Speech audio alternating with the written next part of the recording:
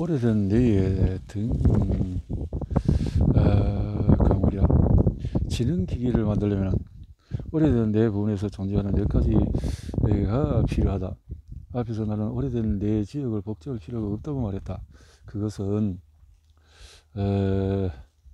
일반적으로 맞는 이야기지만 오래된 뇌가 하는 일 중에서 지능기계에 꼭 필요한 것이 몇 가지 있다. 하나는 기본적인 움직임이다. 신피질이 근육을 직접 제어하지 않는다고 한 이야기를 떠올려보라. 신피질은 어떤 일을 하기를 원할 때 움직임을 더 직접적으로 제어하는 오래된 뇌 부분으로 신호를 보낸다. 예를 들어서 두 발로 균형 잡기, 걷기, 뛰기. 오래된 뇌 부분이 실행하는 행동이다. 균형을 잡거나 걷거나 뛰거나 하는 행동은 신피질에 의존하지 않는다.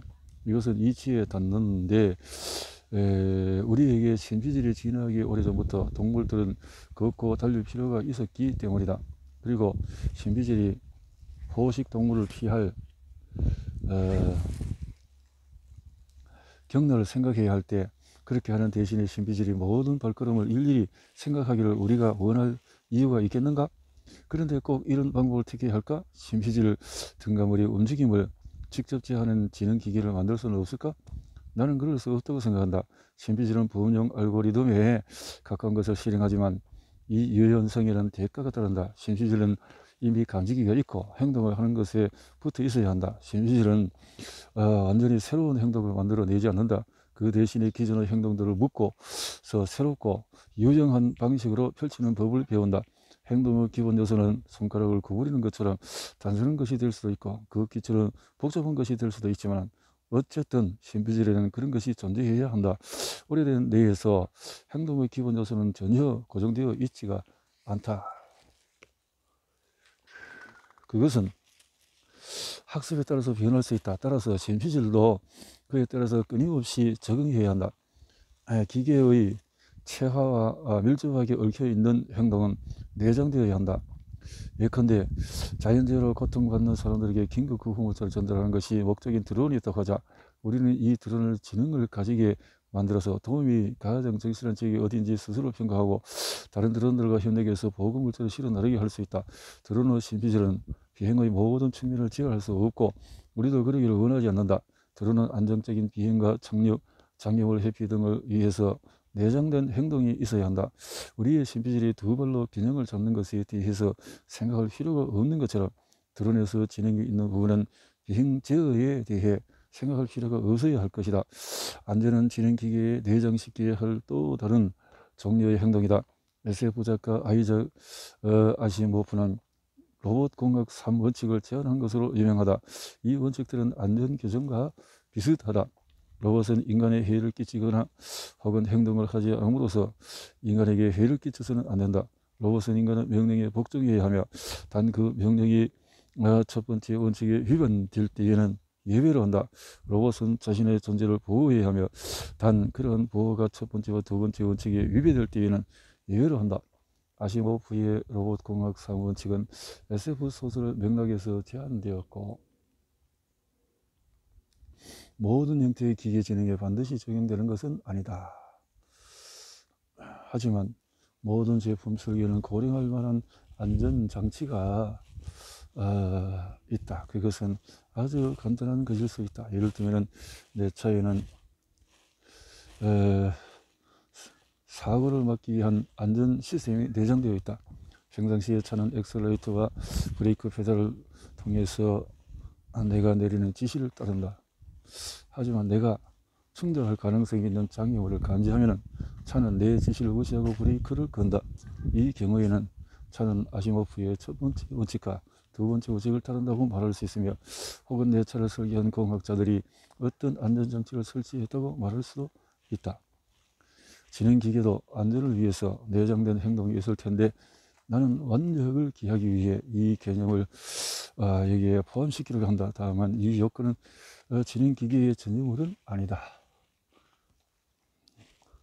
마지막으로 지능기계는 목표와 동기가 있어야 한다. 사람의 목표와 동기는 복잡하다. 성욕과 식욕, 주거욕구, 이런 두려움. 지능기계 역시 목표와 동기가 필요하다.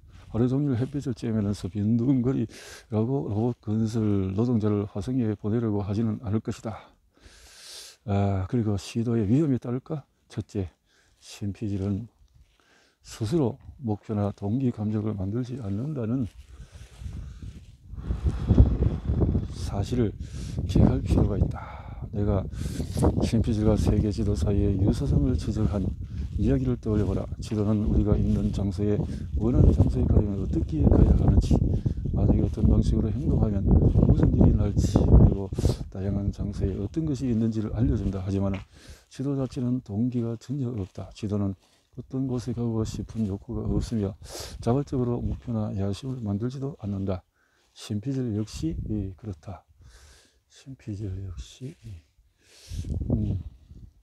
신피질은 동기와 목표가 행동에 영향을 미치는 방식에 적극적으로 관여하지만 신피질이 그것을 이끄는 것은 아니다. 이것이 어떻게 일어나는지 감을 잡기 위해서 오래된 내 지역이 신피질과 대화를 하는 장면을 상상해 보자. 배가 고파 등등. 신피질에 대한 이야기를 차분하게 아무런 가치도 부여하지 않고 이야기한다. 하지만 오래된 데는 호랑이를 위험과 연관짓는다. 신피질에 내가 지금 무엇을 생각하건 그것은 절대로 하지마 라고 말하는 것이나 같이 되는 것은 오래된 뇌는 신경조절 물질을 신피질의 넓은 지역에 직접 분비할 수도 있다라는 거고, 기계에 목표와 동기를 부여하려면 목표와 동기를 위한 특정 메커니즘을 설계하고 그것을 기계에서 최하된 부분에 집어넣어야 한다. 목표는 유전적으로 결정된 식욕처럼 고정된 것일 수도 있고 사회적으로 결정된 목표처럼 학습될 수도 있다. 물론 어떤 목표이건 아시모프의 첫 두 원칙처럼 안전장치 위에 세워져야 한다.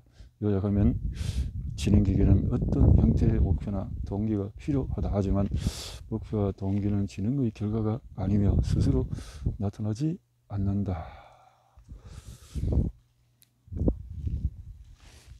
신피질 등감을 지능기계의 세 번째 요소는 신피질과 동일한 기능을 수행하는 범용 학습 시스템이다.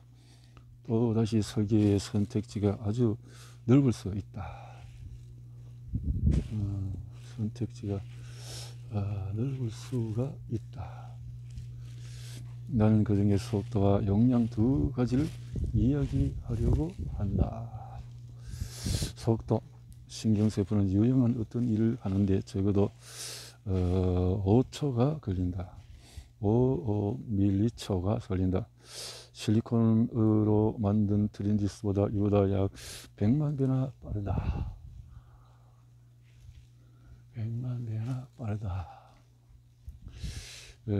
따라서 실리콘으로 만든 신피질은 사람보다 100만 배 더 빨리 생각하고 배울 잠재력이 있다.